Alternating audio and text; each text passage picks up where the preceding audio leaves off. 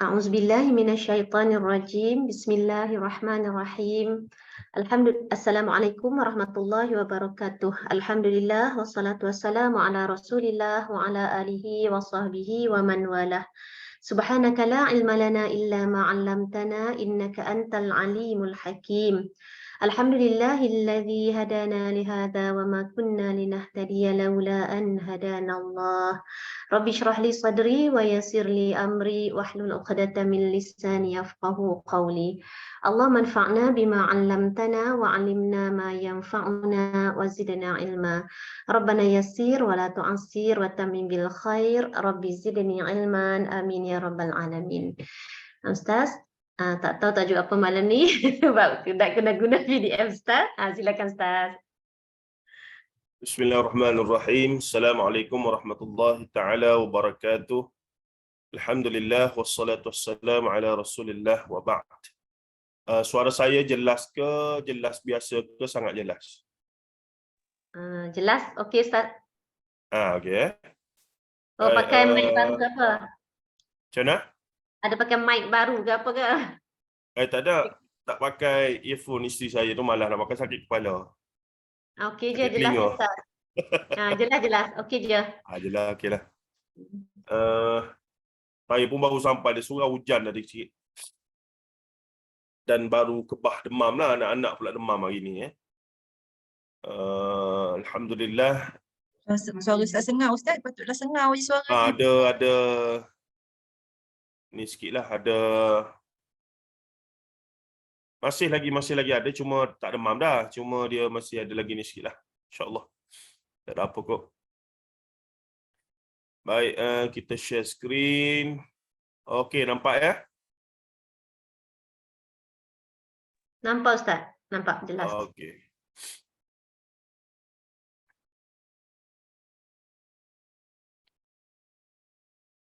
Ini dia punya muka depan.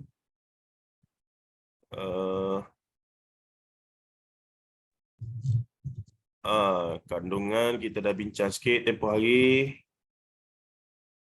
Okey, untuk buku ni saya nak tanya, apakah mungkin untuk Kak Syida ataupun Kak Liza sebagai wakil kelas untuk buat apa nama macam collection awal lah, maksudnya siapa yang nak beli. Memang kita buat macam tu Ustaz. Boleh Ustaz, boleh. Selalu memang buat macam tu. Nanti bagi je saya maklumat dan juga alamat rumah siapa yang nak beli tu. Boleh. Harga nanti saya Boleh Ustaz. Selalu memang buat macam tu. Harga nanti saya clarify balik dengan penerbit berapa jumlah berapa diskaun yang dia boleh bagi kita lah. Jadi nanti Kak Syida serah je pada mereka seorang, tak payah ramai-ramai. Ya, betul. Kemudiannya mereka akan hantarlah berdasarkan maklumat alamat yang Kak Syida sediakan nanti, Kak Liza sediakan nanti ya. Ya, Bolehlah mula tanya kawan-kawan yang nak beli tu. Nanti ramai saya akan insya-Allah. sebab mereka tanya kalau boleh dalam seminggu 2 lagi kot, insya-Allah ni. Baik. Habisnya. Kemudiannya hari ni insya-Allah kita akan masuk pada mukaddimah pengantar ni, nanti boleh baca sendirilah, tak ada yang itu ni pun. Ni pengantar 2. Pendahuluan. Pendahuluan ni mungkin boleh kita baca sikit lah.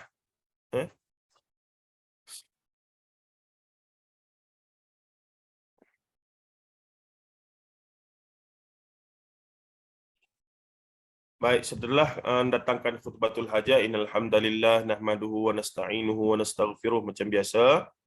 Sampailah amma ba'du fa inna asdaqal hadits kitabullah wa khairal hadi hadi Muhammadin sallallahu alaihi wasallam wa syarrul umuri muhdatsatuha wa kullu muhdatsatin bid'ah wa kullu bid'atin dhalalah wa kullu dhalalatin finnar.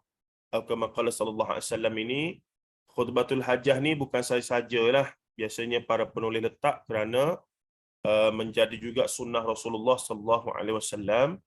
Bila Rasulullah memulakan ucapan khutbah ataupun pidato rasmi, Rasulullah akan membacakan khutbatul hajah dipanggil. Inilah rupanya antara yang masyhur, dan di akhir itu Rasulullah akan sebut fa inna asdaqal hadits kitabullah, maka sesungguhnya yang sebaik-baik hadis ataupun khabar ataupun maklumat ataupun berita hadis adalah kitab Allah. Wa khairal hadi, dan sebaik-baik petunjuk adalah hadiyu Muhammad, petunjuk daripada Nabi Muhammad sallallahu alaihi wasallam. Wa syarrul umuri muhdatsatuha, dan seburuk-buruk perkara itu adalah muhdath ni benda baru padanya, benda baru pada Al-Quran dan Sunnah. Wa kullu muhdatsatin bid'ah, dan setiap perkara yang baru, iaitu perkara yang direka-reka yang baru itu adalah bid'ah. Wa kullu bid'atin dalalah, dan setiap yang bid'ah itu adalah sesat. Wa kullu dalalatin finnar, dan setiap yang sesat itu adalah natijahnya adalah neraka. Ini bukan kita reka-reka ya, ini adalah lafaz daripada Rasulullah sallallahu alaihi wasallam. Cuma lagi perincian tentang bid'ah itu apa semua perlulah juga dipelajari secara rinci lah. Tak boleh secara mudah, terlalu bermudah-mudah membid'ahkan pun ya betul juga. Kadang-kadang tu perkara tu memang khilaf. Tapi kita dengan mudah kata bid'ah pun salah juga. Tetapi bila terlalu bermudah-mudah untuk semua benda okey belaka. Contohnya yang terbaru ni menambahkan lafaz Sayyidina kepada dalam azan. Walaupun ada perbincangan ulama, memang adalah tuntang-tuntang ulama bincang. Tapi kalau tidak ditegaskan bahawa perkara itu tak perlu buat, dan ia bukanlah satu perkara yang diterima oleh jumhur para ulama, walaupun adalah sikit ulama kata macam boleh gitu, pun dia tak kata sunat, dia kata boleh. Boleh tu harus.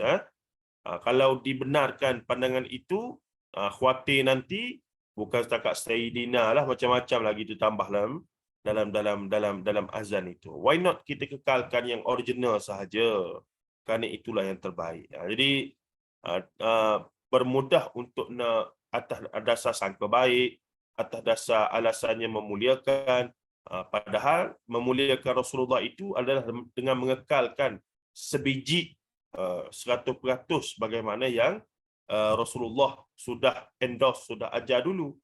Apa perlunya untuk tambahan-tambahannya lagi? Begitu ya.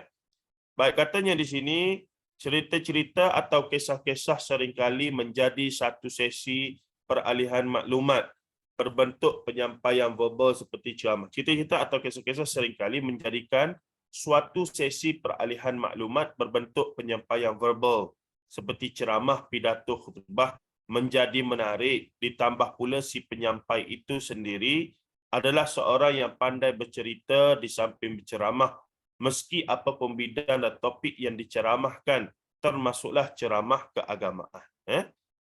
Pendekatan bercerita, sama ada pendekatan cara dia menyampaikan itu berbentuk bercerita ataupun konten dia itu adalah merupakan cerita, dua-dua memainkan peranan untuk menarik minat orang untuk mendengar penyampaian mereka itu.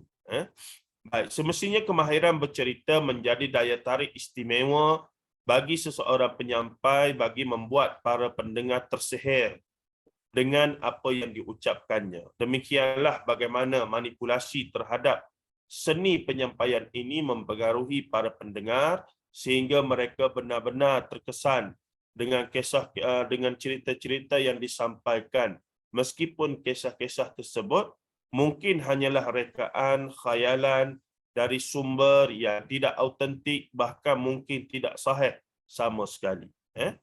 Tapi walaupun cerita tak sahih, tak betul, kita dengar pun tahu mengarut, tapi sebab penyampai itu sedap. Tukang cerita tu sedap. Mungkin kemungkinan besar cerita tu akan dianggap sebagai sahih, akan dianggap sebagai betul. Apatah lagi kalau si penyampai itu seorang yang ada kedudukan dalam masyarakat, orang yang famous, orang yang dimuliakan dan seumpamanya. Baik. Namun kerana si penyampai adalah seorang yang sangat pandai berceramah, dan dianugerahkan dengan bakat bercerita di samping mempunyai sedikit asas pengajian Islam, agama, maka ini menjadikan ceramah-ceramah mereka sangat diminati, khususnya oleh orang awam daripada kalangan wanita. Market paling besar ceramah ni adalah para muslimat. Kalau dia minat yang sahih, mujurlah. Tapi kalau dia kata, dia kata asalkan benda baik, okey belaka, tu masalah lah sikit ya. Jadi kita perlu meningkatkan daya intellectuality para wanita ibu-ibu kita ni. Bukan kata tak boleh dengar ceramah lain-lain, dengarlah. Saya pun dengar belaka tuan-tuan. Ibu-ibu sekalian, saya dengar belaka, tapi dengar dengan kira kata bijaksana lah. Dengar tu tidaklah kira betul belaka, tidak. Suami kita bagi tahu 10 perkara, 9,5 kita tak setuju. Begitulah sepatutnya. Dengar ceramah pun begitulah.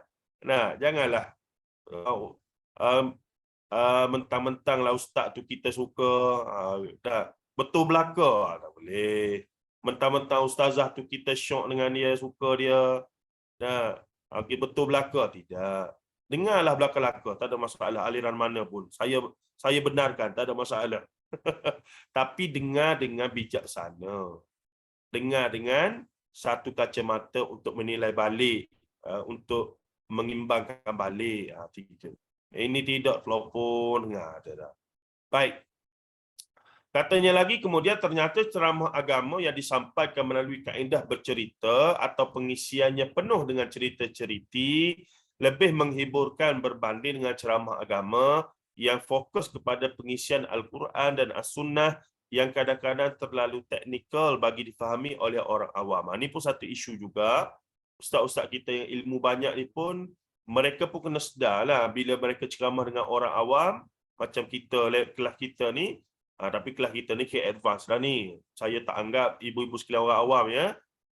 Tak, kita ni dah above sikit lah. Kalau tak terlalu pun, satu takah, dua takah tu tinggi sikit lah. Gitu ya. Sebab tu saya pun berani nak cerita benda-benda yang agak saya takkan ceritalah di kuliah maghrib biasa apa semua. Kalau tidak, tak bezalah kita dengan orang yang tak belajar macam kita ni. Kenalah bezanya sikit gitu ya. Baik. Jadi tetapi kadang-kadang itu perbincangan yang dibawa terlalu tinggi pun memang kena tengok, sebab itulah saya kaedah terbaik adalah para penceramah, pengisi ni dia kena ada satu ilmu juga, iaitu ilmu yakni menyampaikan ilmu-ilmu yang akademik yang sedikit tinggi itu dalam bahasa dan pendekatan yang insya-Allah orang awam boleh ambil manfaat. Gitu Mereka pun kena ada satu pendekatan yang ni juga. Ramai juga malam ni tak cuti ke belakang ni. Saya ingat malam ni orang duk kalut balik kampung lagi ke masjid.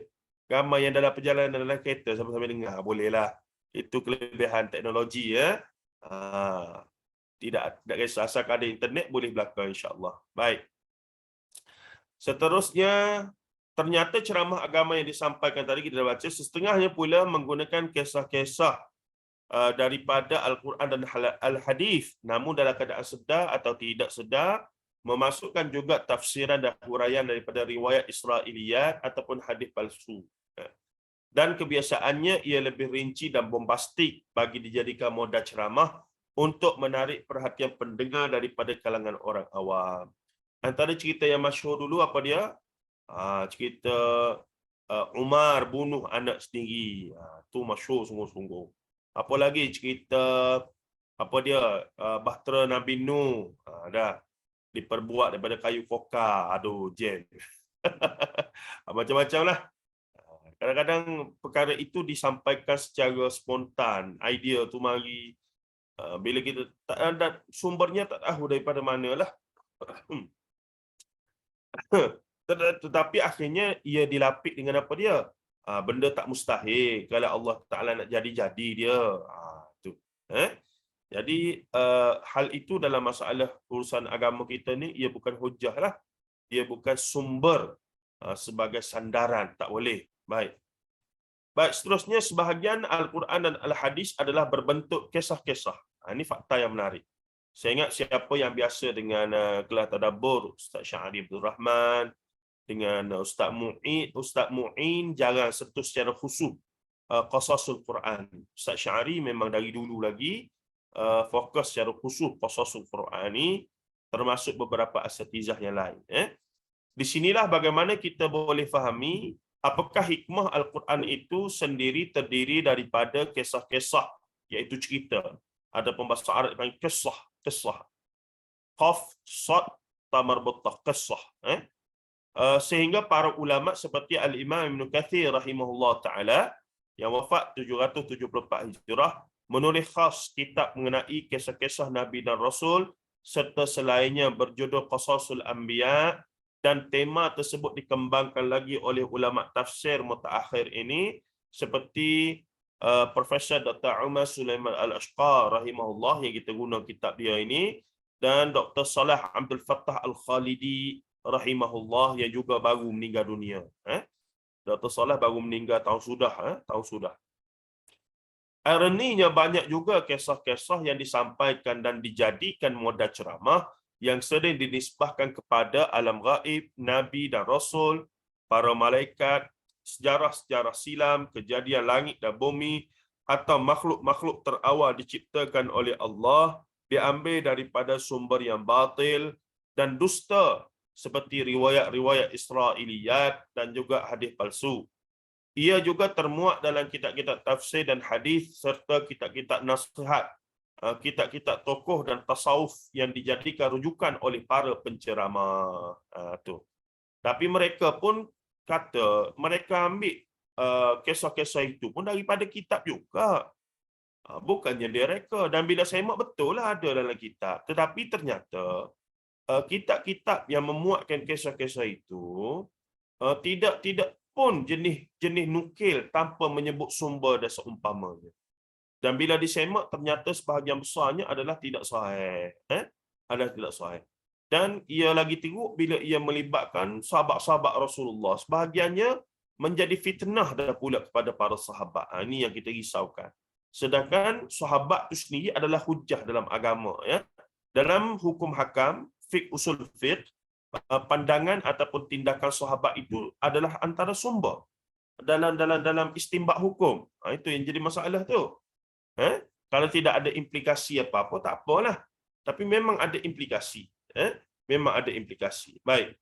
Di alam Melayu, setelah Islam datang dan berkembangnya tulisan para pujangga serta ulama-ulama Melayu Islam, riwayat kisah-kisah Israiliyat dan hadis palsu juga dipanjangkan dalam karya-karya mereka, lantas disebarkan buat sekian lama di Nusantara ini, mungkin kerana terhadnya bahan rujukan pada zaman mereka.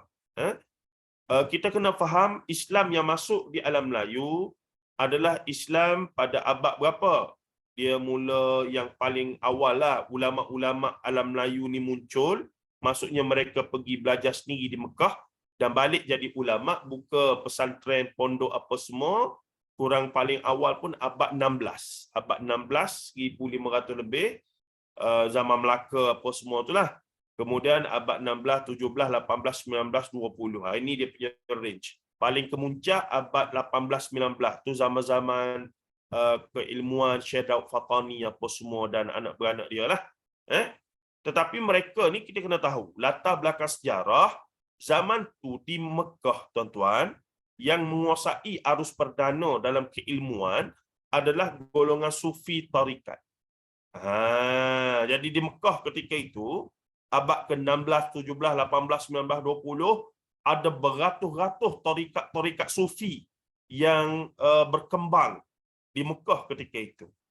Sebab tu bila ulama-ulama Melayu yang pergi belajar zaman tu, memang antara lain untuk belajar bahasa Arab, belajar Quran, sunnah lah, begini. Antara yang mereka bawa balik juga adalah falsafah dari sudut tasawuf dan juga tarikat-tarikat ni. Ada tarikat Syatariyah, ada tarikat Naqsyabandiyah, ada tarikat Khalwatiyah, ada tarikat beratus-ratus. Bayangkan. Sebab itulah kita nak faham kenapalah Islam di alam Melayu ni minat benda-benda tarikat, benda-benda dia panggil tasawuf falsafi, perbincangan tasawuf dari sudut falsafah. Rupa-rupanya itulah versi Islam yang dibawa balik. Itulah versinya yang tok nenek moyang kita, datuk-datuk kita dulu. Di Aceh berlakunya pertembungan yang cukup dahsyat. Dia panggil polemik wujudiyah. Bincang tentang wujudiyah lah, Ibnu Arabi punya wujudiyah batiniyah itu. Sampai ada fatwa bunuh, ada fatwa kena murtad, ilhad, murtad dan juga kufur dan seumpamanya. Tu. Kerana duk kata Allah dengan makhluk ni sama, Allah menjelma dalam diri makhluk apa semua. Dia berbentuk falsafah gitu. Dia tidak banyak kepada Quran dan Sunnah. Sebab itulah sepanjang abad daripada 16, 17, 18, 19, 20, tak banyak kitab tafsir Al-Quran dihasilkan oleh ulama-ulama Melayu kita. Dalam tulisan Jawi bahasa Melayu, tak ada. Melainkan satu saja oleh Syekh Abdul Raus Singkil, abad ke-17 ataupun abad ke-18, iaitu di Aceh Darussalam, mufti ketika itu. Dia pun sebab nak redakan polemik wujudiyah ni lah, sufi wujudi yang berkait dengan falsafah apa semua ni. Tu nama Syekh Abdul Raus Singkil. Nah, begitu jugalah karya-karya hadis, tak banyak. Ni karya hadis. Ilmu hadis, ilmu perbahasan yang lagi rinci, itu lagilah tak ada, tuan-tuan.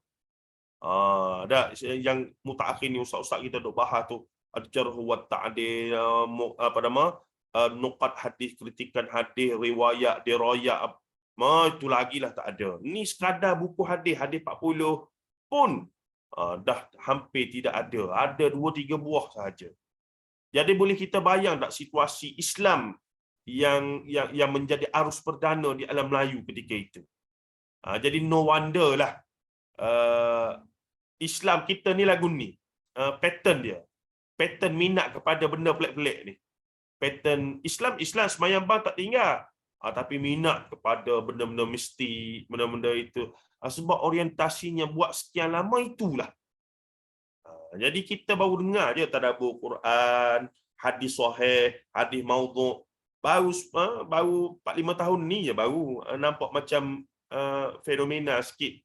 Nah, dulu kita duk mengaji apa dia? Taatlah pada guru.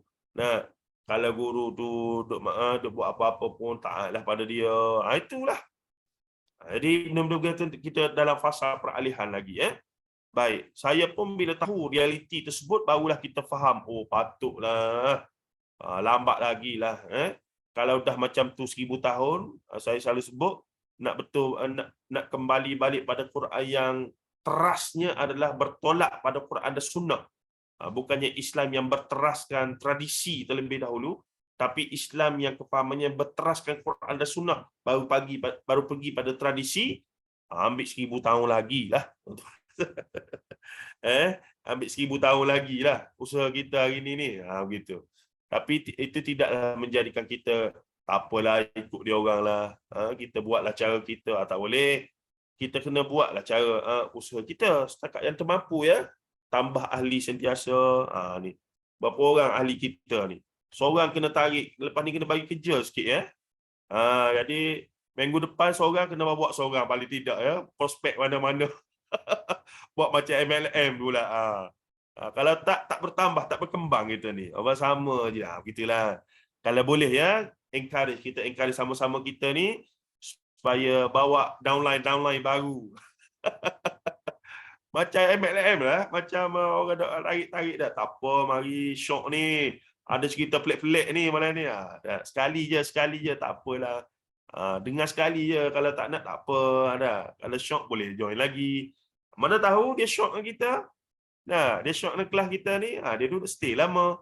Kalau dia tak syok, dia cari yang lain, tak apalah, nak buat macam mana. Baik. Saya harap ada inisiatif lah untuk kita macam tadilah, usaha juga cari siapa-siapa. Tak kira lah anak-beranak kita, kawan-kawan sekolah ke. Dia kadang-kadang orang ni kalau ajak ramai-ramai tu dia segan lah. Kita kena ajak peribadi melalui PM ke. Tu. Semoga ada. Tanyalah siapa-siapa malam-malam tak ada buat apa, marilah join. Nah, dengar apa benda ni. Nak bawa ke langit ke, kerajaan bumi ke, kerajaan langit ke ni. Bolehlah tengok. Ah, ilmu pelik ke, ilmu betul ke, kan? Baik. Seterusnya katanya lagi di sana,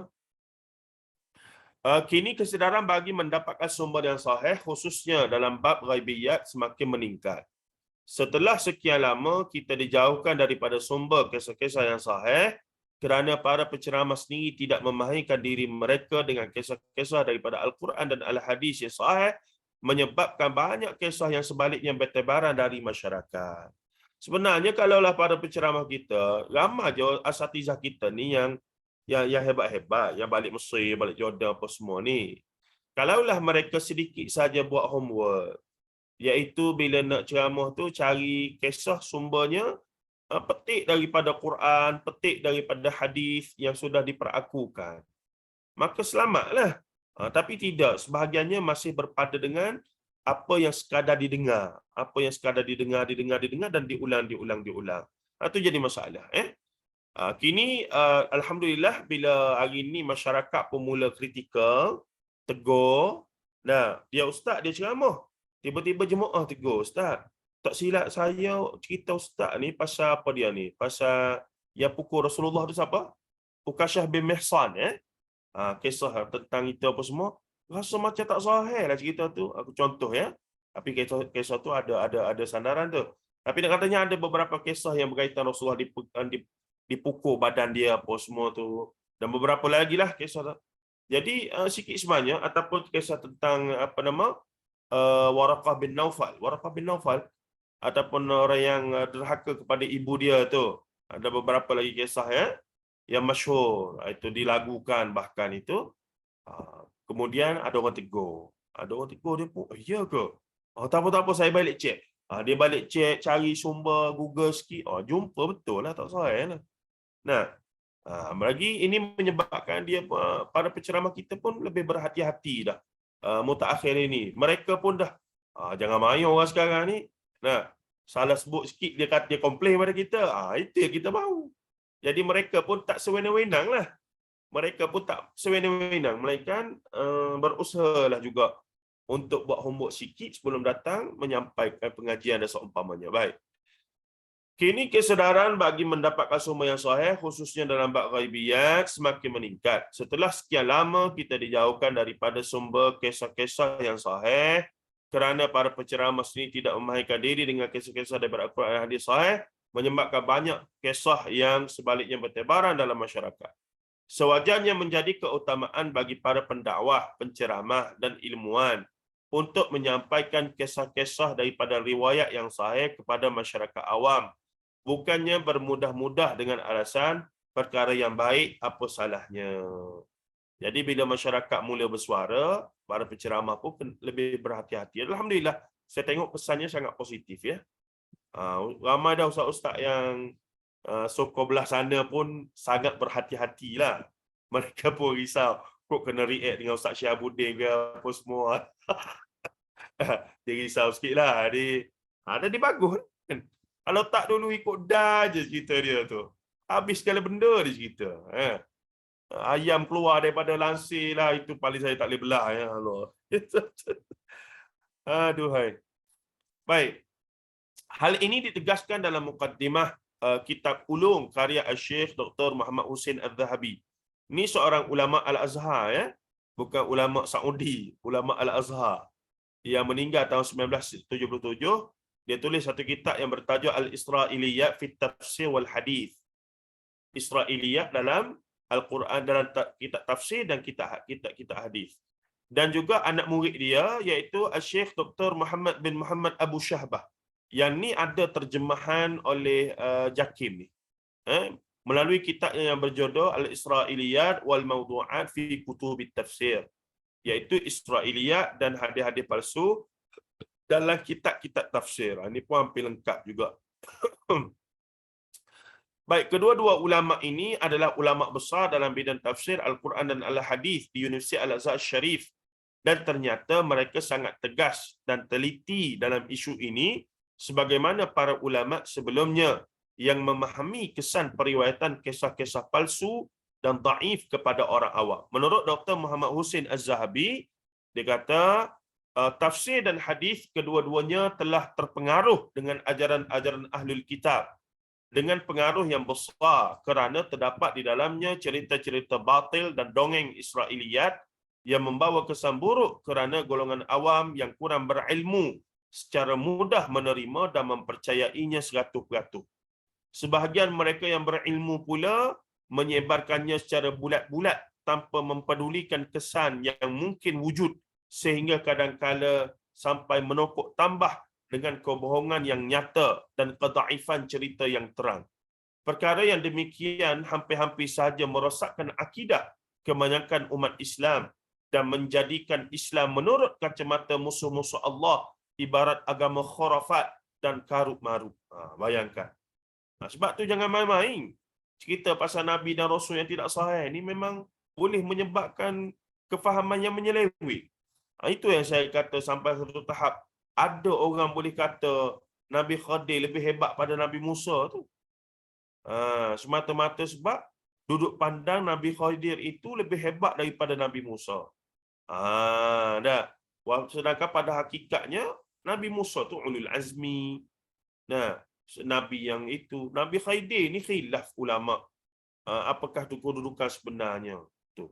Tapi kita terlalu disibukkan dengan watak Nabi Khadir alaihissalam. Saya dah bawa naratif itulah di banyak tempat mutakhir ini dan tazkirah Jumaat apa semua. Nampak tercengang lah sebab orang kita tak biasa dengar. Mudah saja soalan saya, Nabi Khadir ni apa kepentingannya pada kita dunia dan akhirat? Apa yang boleh kita ambil kepentingan daripada Nabi Khadir, pengajaran untuk kita? Tak ada, tuan-tuan. Hatta di akhirat kelak tak ada kita nak pergi cari Nabi Khadir minta syafaat daripada dia. Syafaat Nabi Khadir tidak laku pada kita. Syafaat Nabi Muhammad saja laku pada kita. Tu. Jadi kenapa yang kita nak sibuk sangat dengan Nabi Khadir ni? Sebab nak ilmu cepatlah, nak ilmu laduni tu. Tu saja cerita dia. Nak claim bahawa kalaulah umat terus menerima Nabi Khadir ni ataupun Khadir ni sebagai seorang wali, maka mereka boleh kata macam mana? Tengok, kalau seseorang tu dapat ilmu laduni, dia nak claim lah dia dapat ilmu laduni tu, maka seseorang itu boleh jadi lebih hebat daripada seorang Nabi. Itu naratif yang dia nak mainkan. Punya mengarutnya golongan ni. Sebab tu bila kita bawa naratif baru ni untuk nak betulkan balik, nampak ramai jugalah yang tak selesa. Lantak pi lah. Janji kita menghantar satu mesej yang jelas untuk benar-benar kita kembali pada landasan syariat yang dipandu oleh Quran dan Sunnah Nabi SAW. Baik. Katanya lagi di sini justru usaha mendedahkan riwayat-riwayat Israiliyat yang batil dalam tafsir dan hadis serta kitab-kitab lain sebagaimana yang dibuat oleh kedua-dua orang syekh perlu disahut dengan mendedahkan pula riwayat-riwayat hadis palsu yang begitu meluas tersebar dalam masyarakat sehingga kan banyak juga paradoks. Apa dia paradoks? Fakta yang palsu namun dianggap sahih kerana sifatnya yang rasmi dan kebiasaan. Kerana terlalu tersohor, kerana selalu diucap-ucapkan, sesuatu benda yang tidak sahih pun boleh jadi sahih. Paradoks. Sebenarnya ianya satu benda yang tak sahih pun sebenarnya tak betul. Tapi sebab orang ni kata betul, ramai orang kata betul, walaupun sumber agama tu tak ada pun. Yang berlaku dalam sejarah umat Islam semenjak zaman Rasulullah sallallahu alaihi wasallam. Katanya lagi usaha para akademia dan pendakwah seperti Dr. Rasmawati Ali ni, Alias Makzin, yang meneliti PhD yang kemudian diterbitkan dengan tajuk Riwayat Israiliyat, Propaganda Yahudi dan Nasrani, dan saya bersamahah Prof. Datuk Arif Perkasa Dr. Muhammad Asri Zainal Abidin melalui tesis MA yang kemudian dibukukan dengan tajuk Fitnah terhadap sahabat Rasulullah, merungkai kontroversi menyingkap realiti, dan Maulana Muhammad Asri Yusof melalui siri buku Teguran Suci dan Jujur terhadap umat Islam. Beliau sangat bermanfaat buat umat Islam daripada kalangan orang awam di Malaysia ini.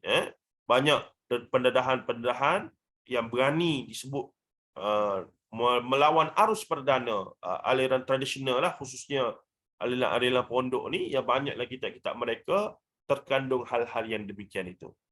Selain itu, beberapa buah terjemahan daripada kitab-kitab penting dalam subjek yang difokuskan juga memberi manfaat yang besar.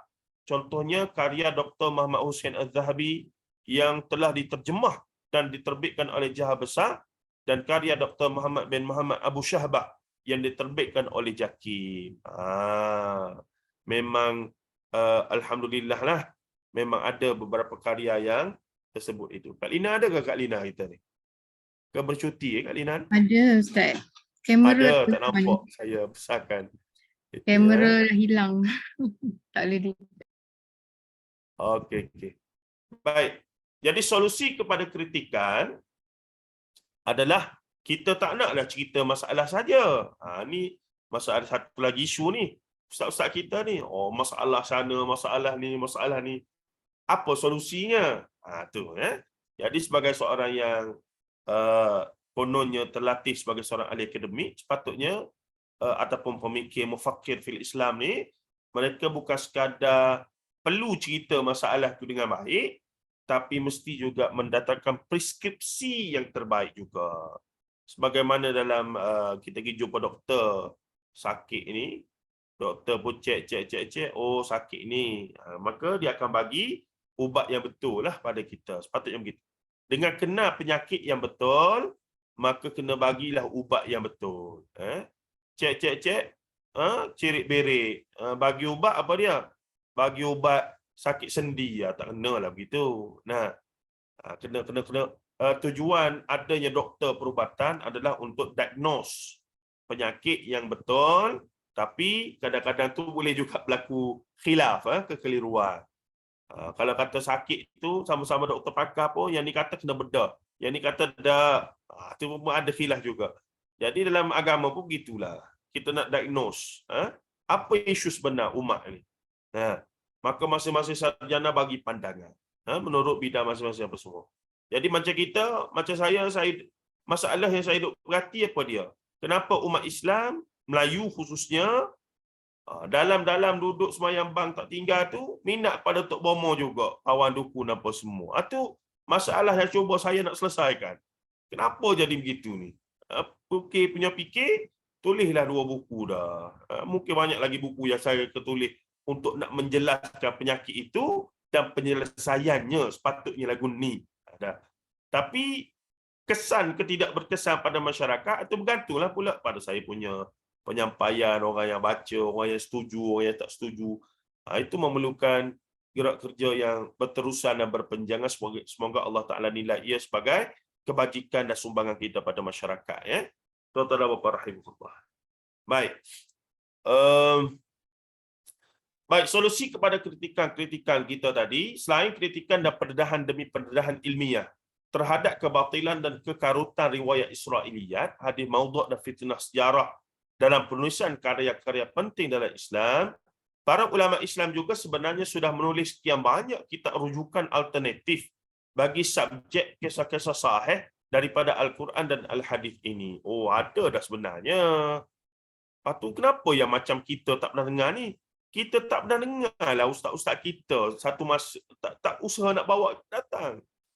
Kita nak cari sendiri, baik kita jadi ustaz sendiri, ustazah sendiri. Jadi kita, sebab kita tak tidak ustazah-ustazah ni, kita bergantunglah pada orang tengah. Orang tengah ni siapa? Para ustaz kita lah. Sepatutnya mereka ini yang duduk ceramah di masjid siang malam pagi petang ni, membawa kita ke arah itu. Dan alhamdulillah, pilihannya semakin banyak.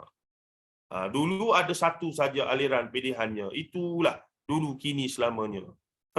Dalam satu kampung tu, kalau ada seorang ustaz tu lah. Betul ke salah ke, tunggak terbalik ke, betul straight ke, dia lah. Tapi alhamdulillah hari ni dengan internet ni, makin banyak pilihan. Apatah lagi yang boleh bahasa Inggeris, lagi banyak pilihan. Boleh bahasa Arab sikit, tak habis-habis. Pening dengan memilih dah pula. Jadi itu pun masalah juga tu, banyak sangat pilihan. Jadi paling tidak hari ni kita boleh memilih, contohnya, dalam bab ni, pandangan ustaz ni lah nampaknya lebih valid, lebih kuat pada bila kita banding, ni. Dalam bab ni, ustaz ni. dalam bab ni ustaz ni. Saya pun gitu jugalah. Saya pun ada ustaz-ustaz kita. Contoh dalam bab Quran apa semua saya akan rujuk ustaz ni. Pertama kita boleh access direct, kita pun terkenal ada ilmu dia lagu mana begitu begini. Dalam bab hadis kawan ni, dalam bab hukum akal fiqh. Orang saya ni kadang-kadang orang tanya macam-macam juga, dia ingat kita tahu belaka. Kita tahu tulis buku je. Tak. Bidang kita jelah, mana nak tahu pelik-pelik, tanya hukum hakam bab muamalat lah apalah. Itu siapa dia tanya pasal okey, dia bagi hutang, dia bagi hutang pada pekerja dia. Kemudian pekerja dia tu tak boleh bayar ke lagu mana begitulah.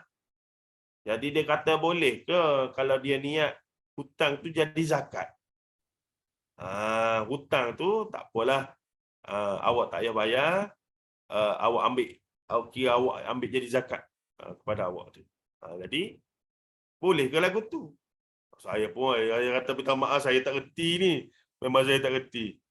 Saya tanya Ustaz Usni. Ustaz Usni kata adalah pandangan kata boleh, tapi untuk konteks Malaysia ni better kata tak boleh. Kalau nak bagi zakat juga, bagilah contohnya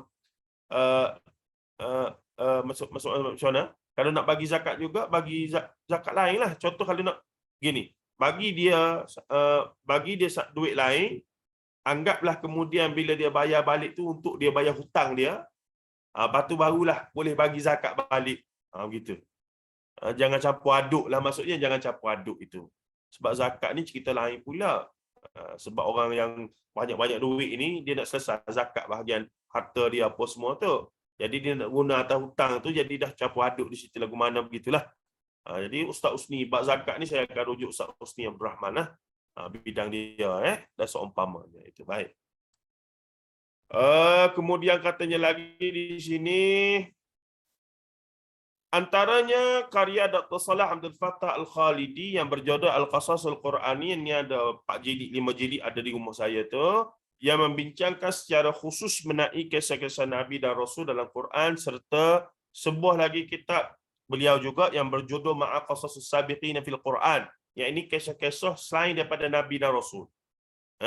Yang memuatkan kisah-kisah Al-Quran selain kisah Nabi dan Rasul. Ashabul Kahfi, Sahibul Jannatain, apa lagi, Ashabus Sabti, banyak kisah kan dalam Quran tu.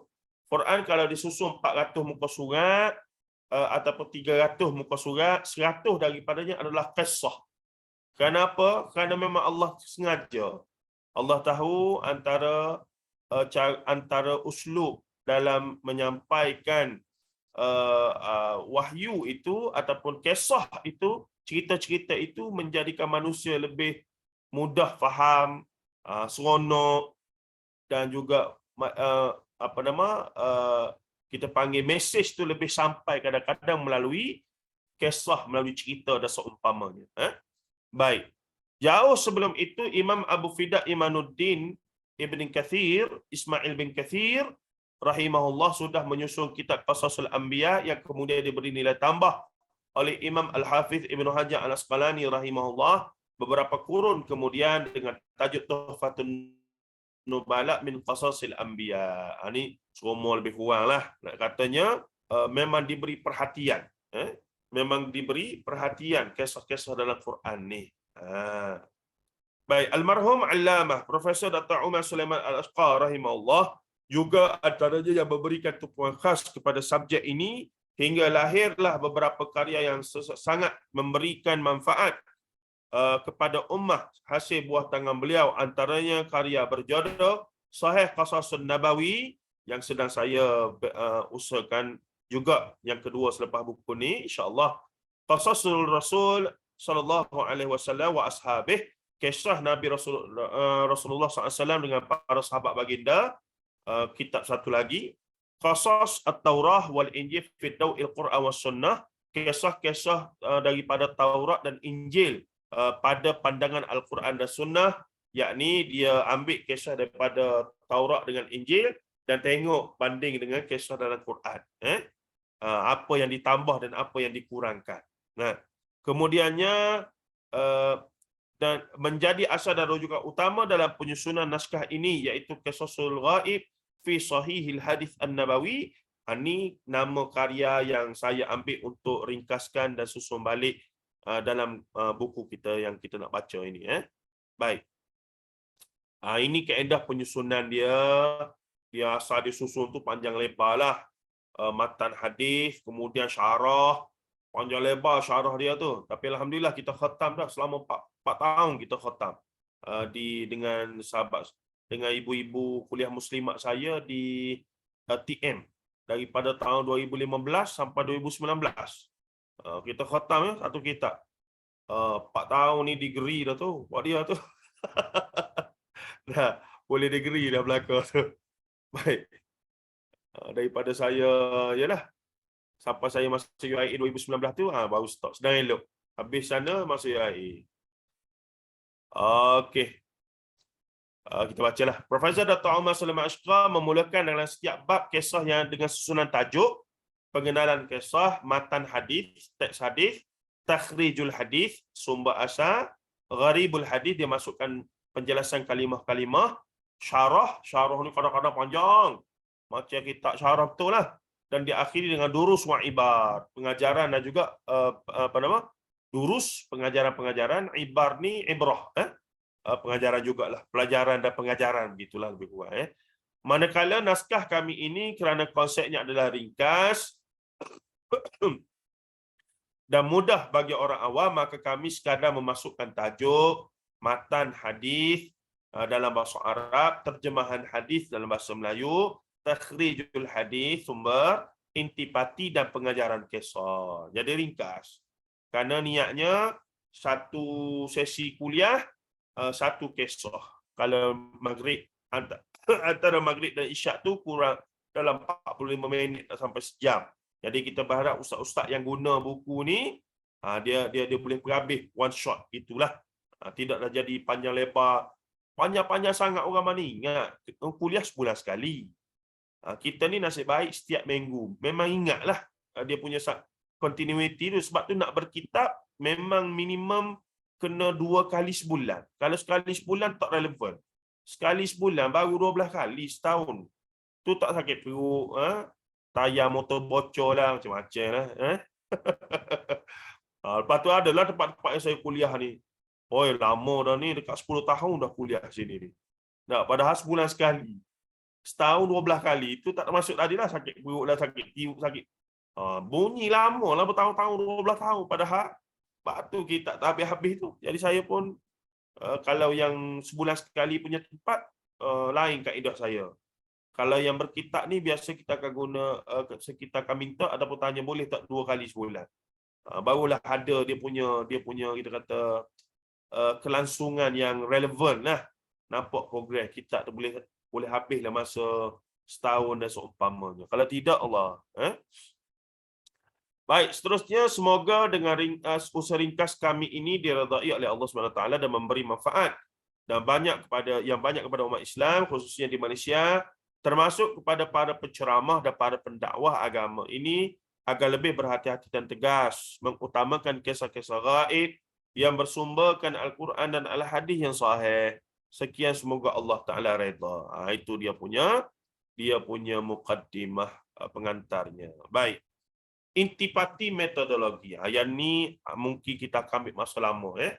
Mungkin dalam sebulan ke 2 bulan memang duduk bincang tentang metodologi ini saja. Metod ni apa dia? Kaedah. Kaedah macam mana? Apakah sebenarnya? Kenapa penting sangat? Kenapa saya jadi daripada duk baca benda ni lah, melahirkan 2 buku saya, Khurafat Tahyur dengan Israiliyat. Apa semua begitu-begitu tu. Dia ada kaitan sebenarnya. Dia ada kaitan. Dia bukan tiba-tiba mari idea tu. Disebabkan kita lalu benda-benda ni semua dan kita melihat masyarakat, realiti, dan juga saya terlatih sebagai dalam bidang akademik itu, jadi dia rangkum semua. Jadi ibu sekalian menyumbang bahagian yang besar jugalah. Dengan adanya kelas-kelas ni saya duk baca. Bila baca jadi berfikir. Nah, bila berfikir tu macam-macam lah ideanya, mari begitu gini. Kadang-kadang tak tidur malam lah. Benda nak buat ni. Nak selesai masalah umat ni.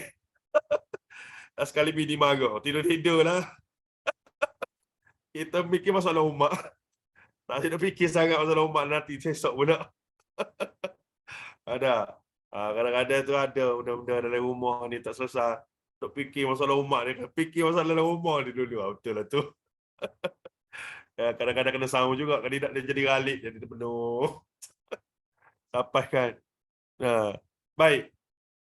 Dalam masa yang berbaki ni kita go through jugalah. Tanpa buang masa. Ini pun diambil daripada buku Prof. Dr. Umar Sulaiman Ashqar rahimahullah. Dia punya mukaddimah lah, dia cerita begitu begini. Tapi menarik, banyak asas, benda asas yang menarik. Tapi untuk nak mudah faham, saya pointkan dia. Saya buat point-point begini supaya tidaklah kita nampak teks tu direct, nak tak faham apa direct dia punya teks tu. Baik, ada ni ke? Ada soalan ke apa ke? Saya tak tengok langsung ni. Okey. Ramai ni. Alhamdulillah ramai malam ni. Seronok pula rasa. 47 orang tiba-tiba ni. Mana ni? 47 orang ni, kalau minggu depan, 47 tolak saya lah, 46. Seorang cari seorang je kepala pada minggu depan. Apa kita dapat ni? MLM MLM. Boleh insya-Allah. Baik, sebab kelas kita ni baru, macam kelas tempoh hari dah separuh. Kadang-kadang tu bila kita nak ajak orang pun kita pun itulah. Ini boleh war-warkan kelas baru ni, nak mula ni, insya-Allah. Buku baru, kelas baru dah. Jadi masih di peringkat awal, kita tak masuk pun lagi isi dalam sebulan ni, insya-Allah kita tak masuk lagi, baru mukaddimah apa semua. Tapi mukaddimah ni sangat penting. Ia akan membentuk malakah ilmiah kita. Kita punya kerangka berfikir, kerangka kefahaman, apakah yang akan kita nak bincang dalam kitab ni. Sebab tu bila baca kitab-kitab para ulama, moden ke klasik ke apatah lagi, memang penting untuk khatam baca mukaddimah dia. Kalau tak baca mukaddimah, kita akan lost lah. Kita akan tak tahu, sebab dalam mukaddimah dia akan cerita kenapa dia tulis buku ni, bagaimana nak guna, kenapa begitu, kenapa begini. Dia akan cerita. Bila dia cerita tu, kita akan masuk dan melalui pintu yang betul lah. Ni tidak. Masuk terjah tengah seladu. Masuk melalui tingkap. Terkejut tuan rumah. Kita pun terkejut. Tuan rumah pun terkejut. Oi, apa ni? Ada begitu. Baik. Ayuh kita tengok sama-sama. Intipati metodologi. Saya cuba ringkaskan, ambil yang paling penting ataupun mudahkan bahasanya. Yang pertama, mempercayai perkara gaib adalah salah satu asas keimanan. Tengok, kepala cerita tu sedap dah. Maksudnya, Islam ni satu agama yang suruh kita percaya hal-hal gaib. Sebab tu kita ada rukun iman. Apa dia iman? Percaya benda gaib lah iman ni. Percaya benda tak nampak. Apa dia? Allah tak nampak. Malaikat tak nampak. Rukun iman tu lah. Antu'minu billah, antu'mina billah wa malaikatihi wa kutubihi wa rusulihi wal yaumil akhir wal qadari khairihi wa syarrih. Semua rukun iman tak nampak belaka. Berbeza dengan rukun Islam. Rukun Islam praktikal. Antashhadu an la ilaha illallah wa anni rasulullah, kata Rasulullah. Kena mengucap 2 kalimah syahadat. Wa tu'ti antashhadu an la ilaha illallah wa asyhadu anna Muhammad rasulullah wa tuqimas salah wa tu'tiyaz zakah wa tasuma ramadan wa tahujjal bait in istata'ta ilaihi sabila. 5 tu semua praktikal belaka. Rukun Islam. Jadi untuk menjadi Islam ni mudahlah. Tunjuk saja buat praktikal-praktikal tadi seolah-olah kita sudah Islam. Tapi cukup kadar dia kena mari dengan iman, kepercayaan dalam hati yang sesungguhnya, yang meskipun orang tak nampak, kita memang betul-betul beriman. Sebab orang tak boleh nilai dalam duduk kita tu. Sebab tu orang munafik kita tak kata orang kafir. Orang munafik secara zahir mereka Muslim. Mereka kita kena kata mereka Muslim selagi mereka sembahyang baik tak tinggal. Walaupun dalam hati mereka kufur kepada Allah, itu hak Allah lah. Allah saja yang tahu. Sebab tu kita tak boleh hukum. Rasulullah walaupun tahu orang ni munafik, orang ni munafik, orang ni munafik, Rasulullah tak suruh sahabat pergi bunuh apa semua. Sebab nanti Rasulullah kata takut orang kata Muhammad bunuh sahabat dia sendiri. Nampak? Tu munafik ni. Jadi benda gaib ni banyak mendatangkan masalah kepada umat Islam sepanjang zaman. termasuklah umat Melayu kita ni, walaupun dah Islam, dah sembahyang bang tak tinggal. Walaupun sembahyang bang tak tinggal, pergi haji apa semua. Tapi ada benda tak beres, keimanan dia. Mengisbat tanpa nafi. Mengisbatkan tauhid pada Allah, tapi tidak menafikan sesungguhnya hal-hal yang boleh mendatangkan syirik kepada Allah. Yang ni yang kita perlu bagi perhatian. Baik. Mempercayai perkara gaib adalah salah satu asas keimanan. Iman tidak sempurna melainkan dengan mempercayainya, iaitu alam dan makhluk gaib. Allah, malaikat, tanda-tanda kiamat, kehidupan alam barzakh, hari kiamat dan hari kebangkitan. Kitab-kitab terdahulu dan para rasul adalah termasuk urusan ghaibiyat berkaitan asas keimanan. Rukun iman kita lah. Sesiapa yang mendustakan walau hanya segelintir ya atau sebahagian tertentu sahaja daripada perkara gaib yang bersumber daripada Al-Quran dan Al-Hadis As-Sahihah, maka mereka dikira ingkar kepada wahyu Allah Subhanahu wa taala dan khabar sahih daripada Rasulullah sallallahu alaihi wasallam yang juga berasal daripada Allah Subhanahu wa taala. Tengok. Percaya pada Allah, percaya. Percaya pada malaikat, percaya. Percaya pada kitab-kitab, percaya. Percaya pada qada dan qadar. Qada dan qadar ni saya ada idea saya sendiri. Mula dah masalah. Mula dah tidak sempurna. Tak banyak, sikit saja. Maka golongan ini dikhawatiri mereka termasuk golongan yang disebut sebagai ahlul bid'ah wad dalal. Mereka tidaklah kufur, dah keluar pada Islam. Mereka masih Islam. Tapi Islam yang tidak solid ahli sunnah wal jamaah. Sebab kalau solid ahli sunnah wal jamaah, maka panduannya mesti solid Al-Quran dan sunnah.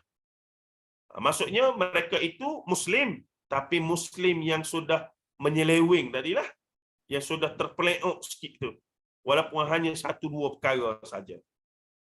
Dia kena solid ahli sunnah wal jamaah, panduan Quran dan sunnah itu. Baik. Sebab tu zaman Rasulullah belum ada label ahli sunnah wal jamaah ke apa semua ni, belum ada. Hanya lepas Rasulullah wafat baru ada. Ya. Zaman Rasulullah hanya ada di Mekah Muslim, yakni mukmin dengan musyrik. Kalau lawan kepada Muslim, musyrik. Di Madinah mula ada 3 puak. Apa dia? Mukmin, musyrik dengan munafik. Mula 3. Selepas Rasulullah wafat, muncul golongan yang keempat. Ada lagi mukmin, ada lagi musyrik, ramai. Kemudian ada munafik, dan kemudian adanya ahlul bid'ah wad dalal. Ahlul bid'ah wad dalal. Kadang-kadang munafik ini dia jadi ahlul bid'ah wad dalal dah. Maka lawan kepada itu adalah ahlus sunnati wal jamaah. Nak beza Muslim yang benar-benar atas manhaj Quran Sunnah dengan Muslim yang sudah terseleweng dengan sengaja ataupun tidak sengaja tadi tu. Baik.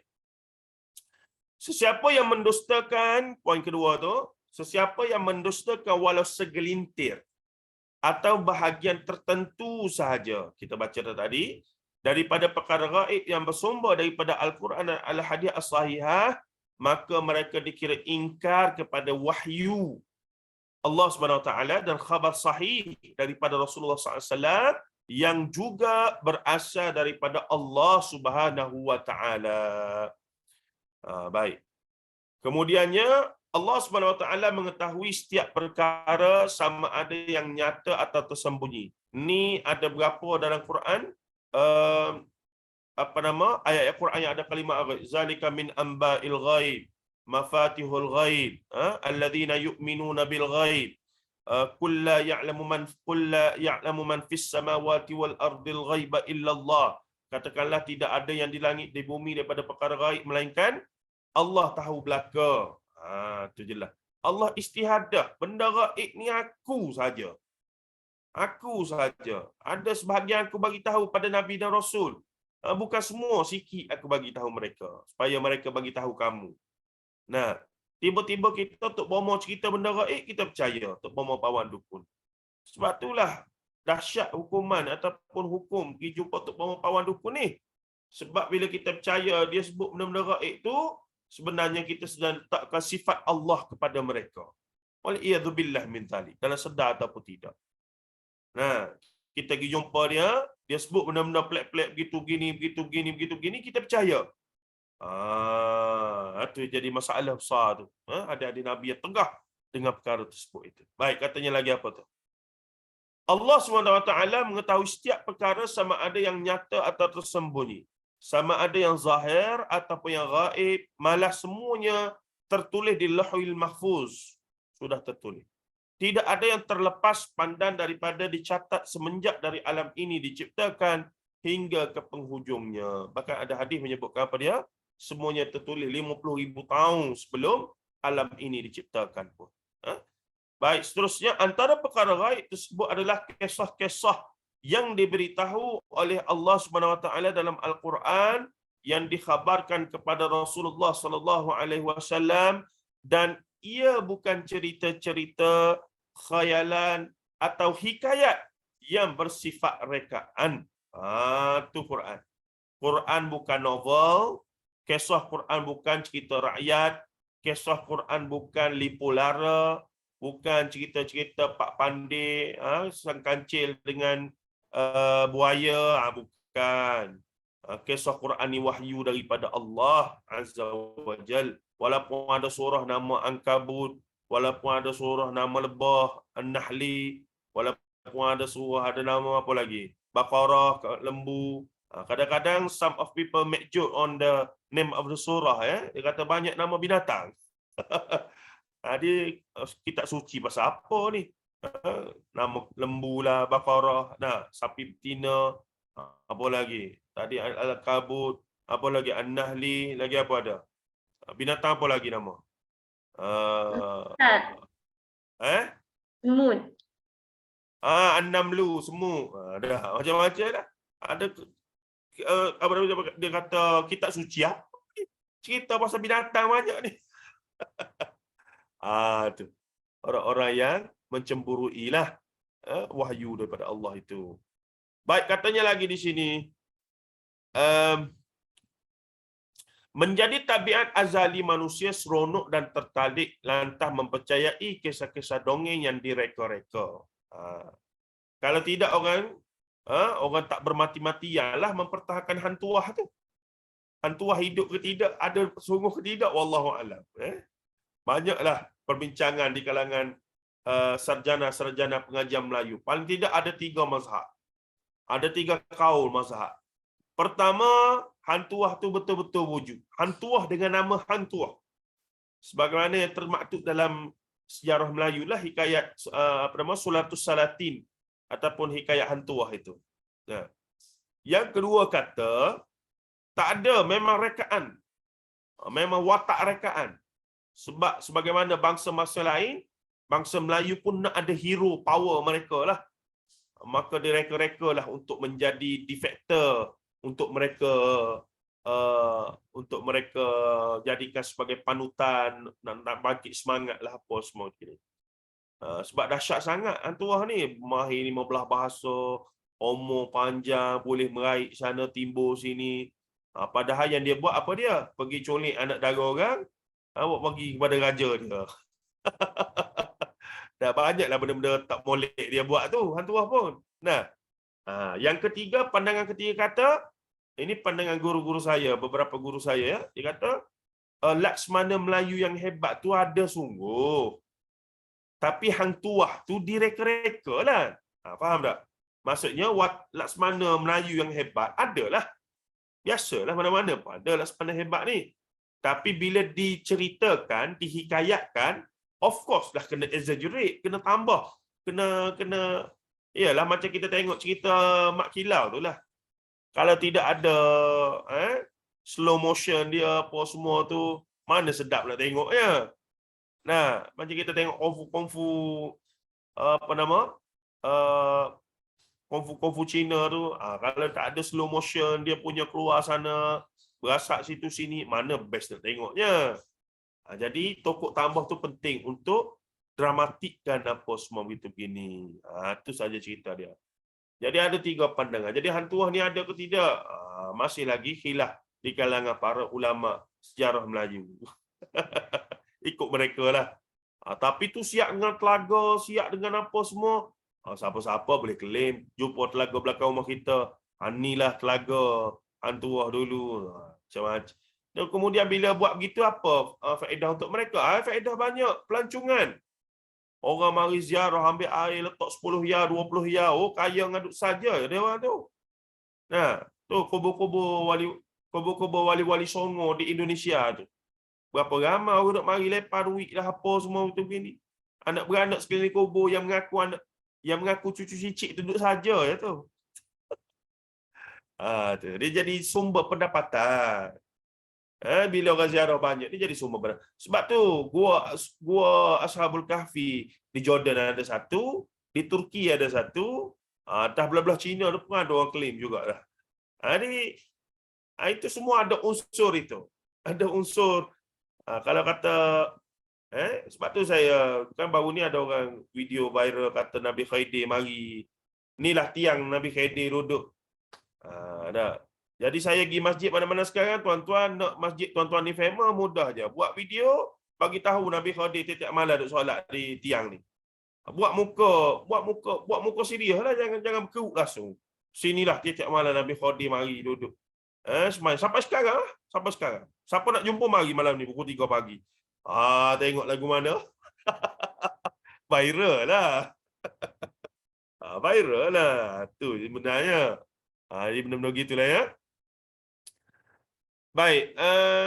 Jadi menjadi tabiat azali manusia seronok tertarik lantas mempercayai kisah-kisah dari reka-reka, cerita-cerita yang berasaskan khayalan, bahkan kadang-kadang tidak mempunyai asal daripada mana-mana sumber yang autentik. Namun manusia dikurniakan Allah akan akal yang kreatif bagi mengolah dan menokok tambah sehingga dongeng-dongeng tersebut seakan benar pernah berlaku. Bila diceritakan, dia macam betul. Kita ada kan kawan-kawan kita yang jadi suka bergurau ni. Dia bukan nak menipu, tapi dia suka bergurau. Jadi bila dia cerita tu dengan muka seriusnya, kita ingat benda tu betul. Kita pun percaya, bukan main. Jumpa lepas 20 tahun. Ada kawan saya cerita dah dulu. Zaman kata 3 duduk asrama. Dia pun jadi apa dah sekarang. Ada je dalam Facebook. Lama lepas tu, masa tu dia kata 3 ni, dialah budak-budak lelaki yang meramal dalam asrama. Main. Satu masa ni dia tidur awal, budak lain bising.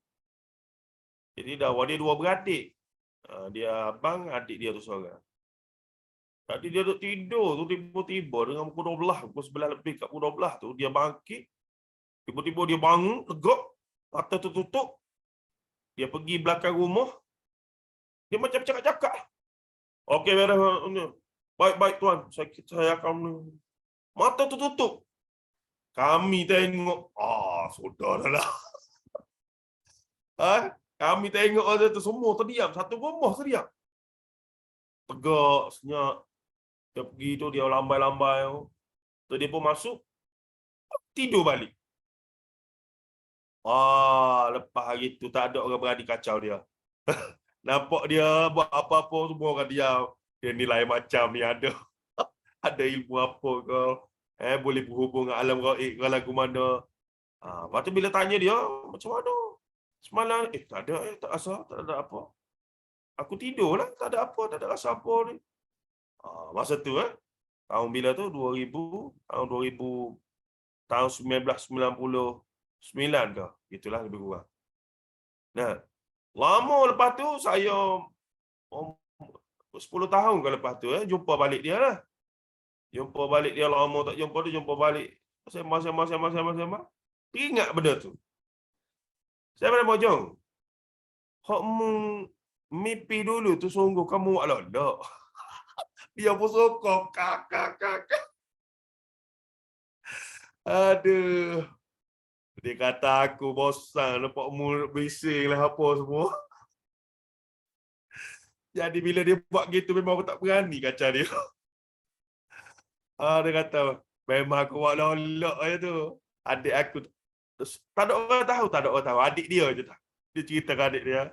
Malah ni aku buat gitu pun jangan duk suka. Tadi rupa-rupanya dia lebung, dia Terengganu, dia lebung. Dia lebung kita. Tapi kesannya apa dia kesan dia? Kesannya orang memang tak berani dengan dia lepas tu. Ada orang duk ingat dia ni ada pendamping ke, ada jin mana ke mari. Jadi berjaya dia menjaga diri dia dengan menggunakan. Jadi benda-benda begitulah.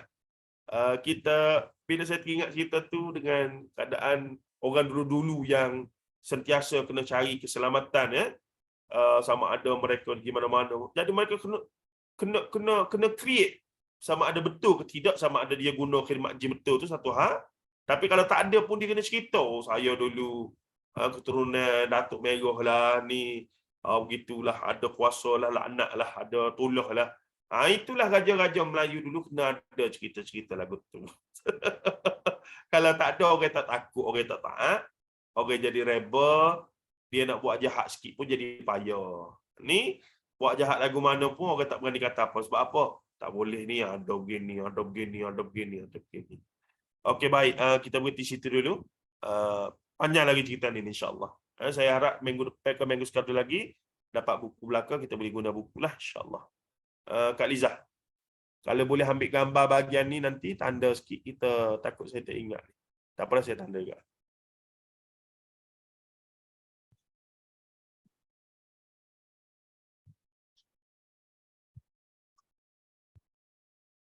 Ada soalan ke? Ya, Kak Lina. Ilmu tu boleh sama ilmu lebong satu, ilmu lebong. Ataupun ilmu sungguh-sungguh lah. Maksudnya mereka ada pendamping betul, jin apa semua tu boleh berlaku. Tapi hak ramainya lebong sebenarnya. Kelas hamka barangkali Ustaz. Maksudnya apa tu? Tadi Ustaz tanya ramai-ramai itu dari mana tu? Mungkin dari kelas Tafsir Ah. Hamka dengan Mutiara Tabur, dan daripada kelas Ustaz Zul tu klinik musafir, klinik solat musafir. Ni ramai ni. Masih semua insya-Allah, kalau boleh, kalau ada masa marilah, selalu dalam kelas kita ni. Kelas kita ni dalam 30 orang memang selalu ada. Itu memang apa nama Kak Syida punya ni lah. Tapi yang lain-lain pun kita kalau boleh tak adalah tarik seorang-seorang, lama-lama ramailah kelas kita ni insya-Allah. Ilmu lebur tu apa? Itu kena syarah pula tu Kak Milia. Nanti kita syarah minggu depan.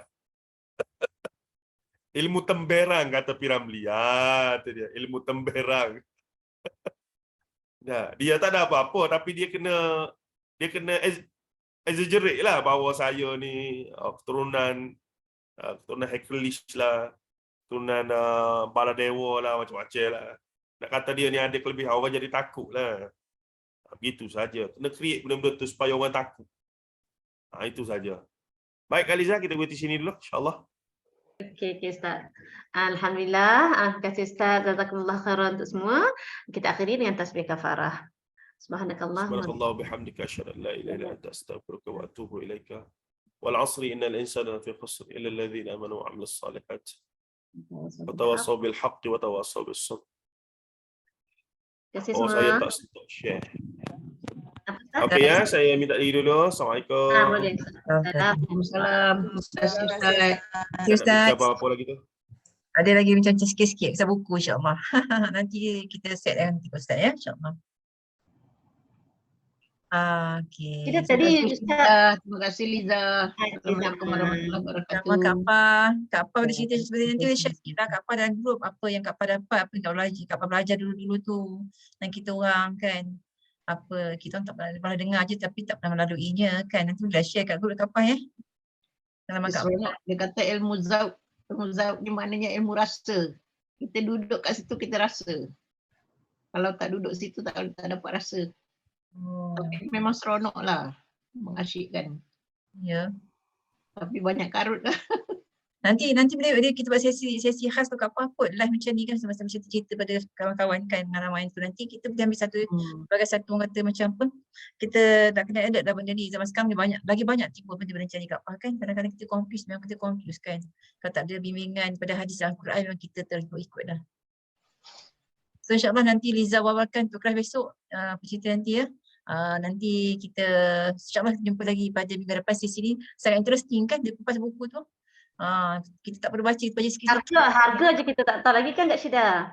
Belum lagi. Saya dah order dah. Dah WhatsApp Nak kami minta, dah. nak minta anggaran harga dekat Ustaz dulu sebab ramai duk tanya harga, saya nak cakap tak tahu. Okey, nanti je ada PM Ustaz sekarang. Okey. Dengan itu saya Saya PM dah, saya PM dah Ustaz. Oh ya ke? Cepatnya. Okey, dengan itu saya end sesi malam dengan lepas. Assalamualaikum warahmatullahi wabarakatuh. Waalaikumsalam. Terima kasih semua. Sama.